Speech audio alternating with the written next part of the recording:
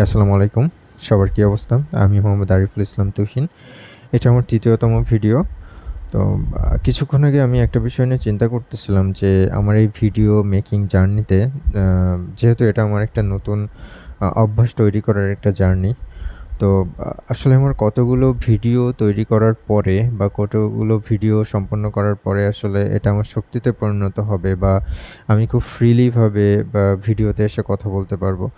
তো তৎক্ষণাৎ শ্রদ্ধেয় রাজীব আহমেদ স্যারের একটা কথা আমার মাথায় আসলো যে অনেকদিন পূর্বে স্যারের একটা পোস্ট থেকে পড়ছিলাম যে কোনো একটা নতুন বিষয়ের উপরে যদি আপনি ৩০ দিন সময় ব্যয় করেন, তাহলে কিন্তু ওই নতুন বিষয়টা আপনার কাছে অনেক সহজ হয়ে যায়। সেটা যদি অনেক কঠিনও হয়, ৩০ দিন সময় ব্যয় করার পরে সেটা কিন্তু আপনার কাছে অনেক সহজ হয়ে যায়। এবং উক্ত বিষয়ের উপরে যদি আপনি টানা ১০০ দিন সময় দিতে পারেন, তাহলে সেটা একটা সময় কিন্তু আপনার শক্তিতে পরিণত হতে পারে। তো এটা নিয়ে চিন্তা করতেছিলাম। চিন্তা করতে স্যারের একটা কথা আমাকে খুবই মোটিভেট করলো। তো ভাবলাম আপনাদের সাথে শেয়ার করি। ওকে, থ্যাংক ইউ। আসসালামু আলাইকুম।